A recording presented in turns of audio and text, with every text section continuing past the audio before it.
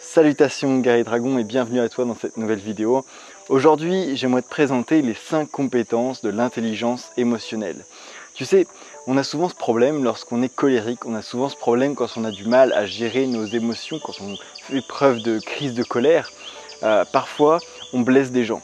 Parfois, on devient violent physiquement ou verbalement. Et ça nous arrive, peut-être que ça t'est déjà arrivé, que les gens veuillent te tourner le dos.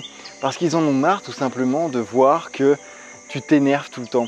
Ils en ont marre de voir que tu es tout en train de mal leur parler ou que tu es tout le temps en train de devenir violent physiquement. Et peut-être que toi aussi tu fais partie de ces gens-là qui se mettent en colère, qui font partie des gens qui ont des grosses crises de colère. Et si c'est le cas, je te comprends. Et j'aimerais te présenter aujourd'hui 5 compétences que tu peux apprendre à développer dans ta vie, 5 compétences qui sont décrites par Daniel Goleman comme les compétences de l'intelligence émotionnelle. Tu sais, bien souvent, et depuis très longtemps, on a toujours appris à l'école que la seule intelligence valable, c'était l'intelligence intellectuelle, que c'était le raisonnement, les mathématiques, que c'était la capacité à établir un plan, que c'était la capacité à suivre un plan, que c'était la capacité à raisonner tout simplement. Et on ne nous a jamais présenté l'intelligence émotionnelle qui est pourtant ce que Daniel Goleman décrit comme l'aptitude maîtresse. Parce que les émotions définissent notre capacité à raisonner ou non. Elles inhibent ou elles exhibent notre capacité à raisonner.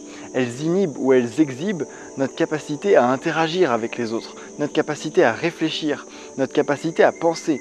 Tu le vois bien, quand tu as des émotions négatives, tu n'es plus capable de contrôler tes pensées. Tu n'es plus capable de contrôler ton raisonnement. C'est juste, tout vient des tripes, tu vois, tout te sort des tripes.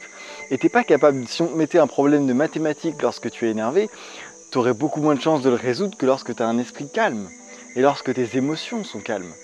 Du coup, les émotions sont l'intelligence émotionnelle est l'aptitude maîtresse, dans le sens où ça a un impact sur toutes les autres intelligences. Et donc c'est à nous d'apprendre à devenir intelligent émotionnellement. Tu sais, c'est cette grande guerre du quotient émotionnel face au quotient intellectuel. Le quotient intellectuel a été mis sur un piédestal pendant beaucoup trop longtemps et finalement on en a oublié bien d'autres formes d'intelligence. L'intelligence naturelle par exemple, la connexion qu'on a avec la nature, ou alors l'intelligence émotionnelle, le fait de savoir gérer ses émotions, la capacité à savoir communiquer ses émotions, gérer ses émotions, le fait de savoir reconnaître ses émotions. Donc aujourd'hui, j'aimerais te présenter ces 5 compétences pour que toi, dès maintenant, tu puisses apprendre à gérer tes émotions et que dès maintenant, tu puisses apprendre à gérer tes crises de colère. La première compétence à développer pour devenir intelligent émotionnellement, c'est la connaissance et la conscience de soi. Alors qu'est-ce que ça veut dire?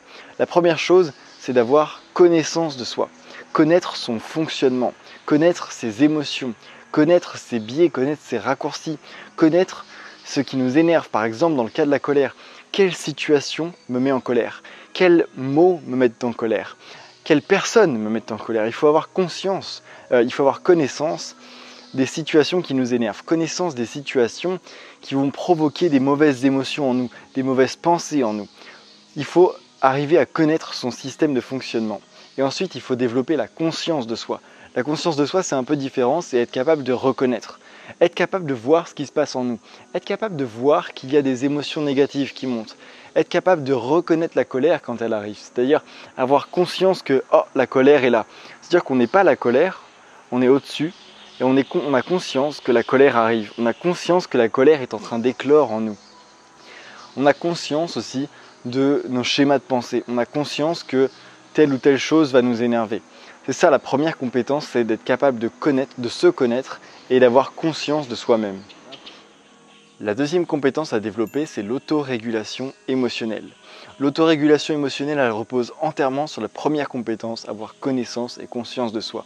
Si on n'a pas connaissance et si on n'a pas la conscience de nous-mêmes, si on n'a pas la connaissance et la conscience de nos émotions, de ce qui se passe dans notre corps, il nous sera impossible de maîtriser et d'autoréguler nos émotions. Il nous sera impossible d'apprendre à maîtriser nos émotions, d'apprendre à changer nos émotions. Donc il faut bien travailler sur la première compétence, bien travailler sur l'observation. On en a parlé dans d'autres vidéos, je te mettrai tous les liens en description et tu auras des petites fiches ici. L'autorégulation émotionnelle repose sur la connaissance et la conscience de soi. Donc qu'est-ce que ça veut dire? Ça veut dire qu'il faut être capable de changer ses émotions, être capable de transformer ses émotions. Quand il y a de la colère qui arrive, être capable de la réguler, être capable de la maîtriser. Je ne te dis pas qu'il ne faut pas se mettre en colère. Je te dis juste que quand la colère arrive, tu peux être capable de la réguler. C'est-à-dire que tu ne vas pas commencer à péter une crise, tu ne vas pas commencer à t'énerver et à être violent physiquement ou verbalement, mais tu vas apprendre à réguler. Ou alors tu vas être capable de réguler ta colère, tu vas être capable de réguler tes émotions. Et ça va de même pour la colère comme pour la joie. C'est exactement pareil, on ne peut pas être tout le temps joyeux ou tout le temps trop euphorique, sans quoi on n'aura plus d'énergie. Il faut juste apprendre à réguler nos émotions.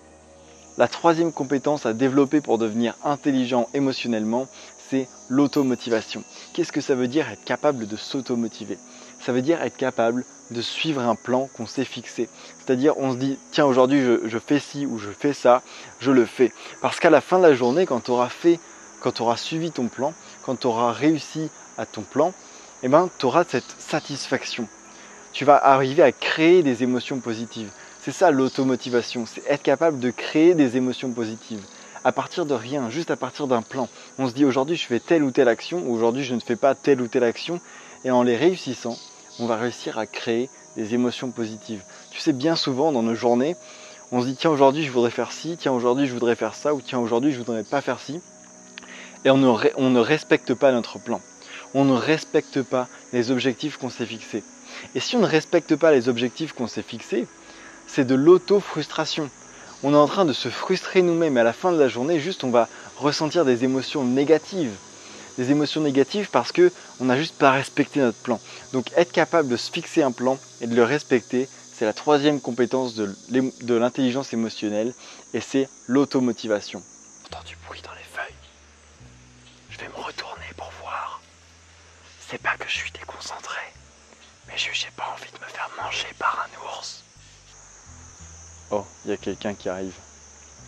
La quatrième compétence de l'intelligence émotionnelle, c'est l'empathie. Qu'est-ce que ça veut dire faire preuve d'empathie?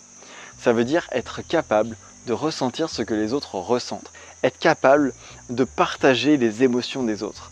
Et ça, c'est super important parce que, par exemple, dans le cas d'une crise de colère, c'est souvent quand on s'énerve en face de quelqu'un d'autre, lorsqu'on s'énerve parce que quelqu'un d'autre nous a fait ci ou quelqu'un d'autre nous a fait ça, c'est parce qu'on n'est pas capable de comprendre leurs émotions. On n'est pas capable de comprendre ce qu'ils ressentent, on n'est pas capable de comprendre pourquoi ils ont agi de telle manière, pourquoi ils ont agi sur nous de telle manière ou avec nous de telle manière. Et donc, comme on ne les comprend pas, comme c'est une histoire juste de pure incompréhension, on va commencer à s'énerver. Mais le problème, c'est que eux aussi, en face, ils ne comprennent pas forcément pourquoi on s'énerve. Et donc, ils vont s'énerver aussi, et tu comprends, c'est un cercle vicieux. Faire preuve d'empathie, c'est ce que Thich Nhat Hanh appelle l'écoute en pleine conscience. Être capable d'écouter les autres, être capable d'écouter ce qu'ils pensent, être capable d'écouter ce qu'ils ont à dire. Et être capable de faire preuve d'empathie, ça veut dire ressentir les mêmes choses qu'eux, ressentir ce qu'ils ressentent, être capable de partager leurs émotions, de partager leurs douleurs, être capable de comprendre ce qu'ils ressentent. Mais pour être capable de développer l'empathie envers les autres, il faut d'abord être capable d'avoir connaissance et conscience de soi et développer de l'auto-empathie, c'est-à-dire, ça revient à la première compétence, être capable de se comprendre soi-même, être capable de savoir ce qui se passe en nous déjà, avant de commencer à chercher à avoir de l'action sur les autres, avant de chercher à avoir de l'empathie pour les autres. Essayons d'abord d'avoir de l'empathie pour nous-mêmes. Et enfin, la dernière compétence pour devenir intelligent émotionnellement, c'est l'autorégulation émotionnelle chez les autres.